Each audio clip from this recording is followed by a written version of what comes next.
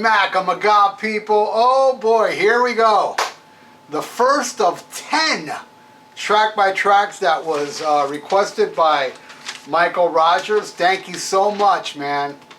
Not only because you donated for 10 of them, but you made it easy for me because you asked for records that I know. I don't have to study. I'm just so happy you asked. So, AC/DC, their last album, Rock or Bust, as I record this, versus Manowar, Warriors of the World. I love both these albums. I gotta tell you the truth. Now, I gotta say this. I know this ain't gonna be popular, what I'm gonna say. But this is how I feel. If you're offended by this, go fuck yourself. This album right here is my favorite AC/DC album since Flick of the Switch. That's right. There was there's a few albums afterwards I liked. I didn't mind, a lot of filler, but Fly on the Wall, Blow Up Your Video, Ball Breaker, they all had their moments I liked. This album was and Black Ice was pretty good too. This album was just mind-blowing to me how good it was. It was like, God damn, this is a great AC/DC album. And I've lived with it long enough to say that this is the best album since Flick of the Switch. What I think, okay? And wait, if you think that's unpopular, wait till you hear what I'm going to say now. I have seen every AC/DC tour since For Those About to Rock. I have not missed a tour from For Those About to Rock till this one. AC/DC has never, ever done a bad show. Ever. That's a band that always kicks ass. None of them were bad. And what's my favorite tour? What's my favorite show? Well, before this one, it was Flick of the Switch. That was with Fastway open. They were just amazing that night. I saw this with Axl Rose. Now, don't get me wrong, man. I'm a big Brian Johnson fan. What a great human being. Funny Brian Johnson story. He lives in Florida, and he was in South Florida once at a red light literally 2 blocks from my house in a convertible. And I was like, Brian. And I said, hey man, it just came out quick. I said, man, you guys got to play stuff off Flick of the Switch, man. And he goes, I'll tell the boys. That's my Brian Johnson story. Great guy. That was my experience. I'm sitting in my car, he's sitting in his, and the light turned green and he left. I should have told him, can you please pull over and I get a fucking picture with you? But I wasn't thinking. I was just in shock. Fucking Brian Johnson was right there. But with Axl Rose, man, and believe me, I like Brian more than Axl. I really do. But Axl Rose was amazing. First off, they went on time. Axl Rose knew his place on stage. He gave the stage to Angus Young. He respected the legacy of AC/DC. And the set list was the best damn set list I ever seen AC/DC to. Fucking Riff Raff, Rock and Roll Damnation. All these songs I never seen them do with Brian. Which I'm sure they've done them with Brian, but not in the shows I've seen. Flawless show. Amazing show. The best damn AC/DC show I ever saw. I wish there would have been an Axl DC album. I know I'm in the minority. I get it. I know a lot of you hate Axl and wah. But, hey, Brian is back, okay? So all you can stop bitching. So let's do this, all right? Warriors of the World. Not one of my favorite Manowar albums. I got to give a shout out to my friend Jackson Rowding, who is a big Manowar fan, and he was on my podcast, the VIERA Vault, and we talked about the whole discography, and we gave our least favorite to favorite Manowar, and this was kind of low on mine, but I still like it. It still has some great tracks. But man, maybe it's my age, maybe I'm older, but which one I like more? I gotta go with AC/DC. I think Rock or Bust is an amazing fucking album. So let's do this. Rock or Bust, the title track versus Call to Arms. Rock or Bust is awesome. You know what? I'm going to give that one to Manowar. I love Call to Arms a little more. Giving it to Manowar. Rock or Bust rocks though. Play Ball versus the Fight for Freedom. The Fight for Freedom is like bad placement. It's a mellow tune. It's a second song. Play Ball I find to be a fun little rocker, man. I dig it. So I'm giving it to Play Ball. AC/DC got one. Alright, then we got Rock the Blues Away. I love that song. That song is just a great fucking let's drink and fuck type song. I don't drink anymore, but I still fuck.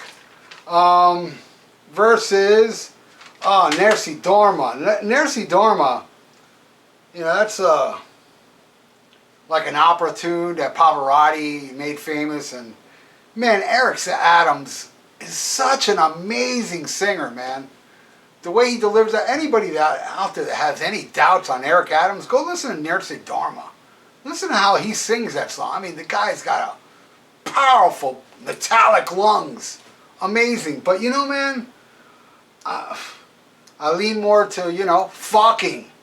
So I'm going with Rock the Blues Away. I got to give it to that one. Another one for AC/DC.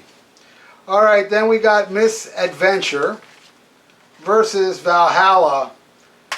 Well, Misadventure's kind of a filler, though I do dig it. Valhalla's like not even a song. It's like a short little instrumental. So another one for AC/DC. Okay, then we got Dogs of War. That song rocks. Versus Swords in the Wind, right? 1, 2, 3, 4, 5. Yeah. Swords in the Wind, yeah, it's long, it's kind of boring. It's not one of the songs I really like on the album. And Dogs of War, one of the better tracks on here, so another one for AC/DC. All right, then we got Some Rock and Roll Thunder. You know, when I saw AC/DC live, Axl DC live, they only played Rock or Bust and Got Some Rock and Roll Thunder. Those are the only two songs they played. And that one's going against An American Trilogy. Damn, man. American Trilogy is that song that, you know, Elvis made famous. And again, Eric Adams' delivery in that song. I like Got Rock and Roll Thunder, but I'll be honest with you, I was kind of surprised it made the set list. To me, I always thought it was kind of like a filler. And I'm giving that one to Manowar. I'm going to give it to Manowar. All right. Then we got Hard Times versus The March. Again, The March is just an instrumental, but a real long one, and it's very boring. Sounds like the soundtrack to Lord of the Rings or some shit. So I'm giving it to Hard Times. Hard Times, not one of my favorites on here, but I'm going to give it to that one. All right, then we got Baptism by Fire. That one's a good one. Versus Warriors of the World. I'm going to give it to Warriors of the World. And a side note, I got to say about Warriors of the World. Let me give that point already. I'm a big Jaws fan. I said this on the podcast. And somebody made a Grindhouse version of Jaws. And it's so awesome. Like, they change the story around and make it fit. They show clips of other movies in it. The guy who did it was a genius. Well, anyway, the scene where they put Hooper in the tank, in the cage, down in the water, and the shark's coming at him.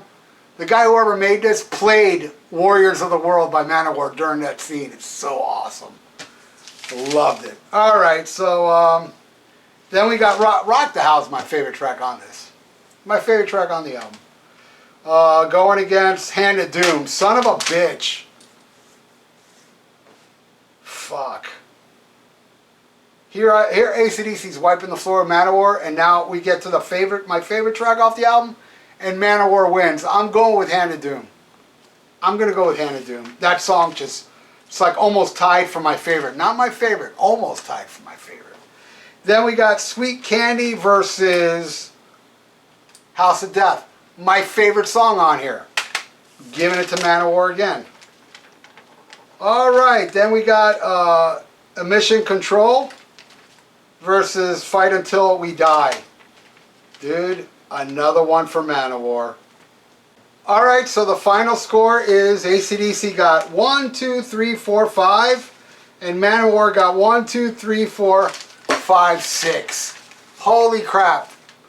I didn't think it was going to win, to tell you the truth. I thought AC/DC, or I thought it was going to be very close, but damn. Warriors of the World won, and I like this one more, and I like when that happens. I like when an album I don't like as much as the other one wins. So there you go. Thank you so much there, Michael. You got 9 more coming, dude. It's going to take me a while to do it, but it's not going to take you a while to see them once you see this episode, because I'm going to put yours back to back, man, all the way to the end. All 10 episodes. Thank you so much, brother, for the beautifully gorgeous metallic donation. So, till next time, everybody, please subscribe to my channel. If you like what you see, press that little bell for notifications after you subscribe. And if you want to donate, my PayPal's below, and $10 are up. Thank you for watching SHMACKEMAGOB. Hey, check out my podcast, The VIERA Vault, on SPREAKER, YouTube, and iTunes. Subscribe. The links are below.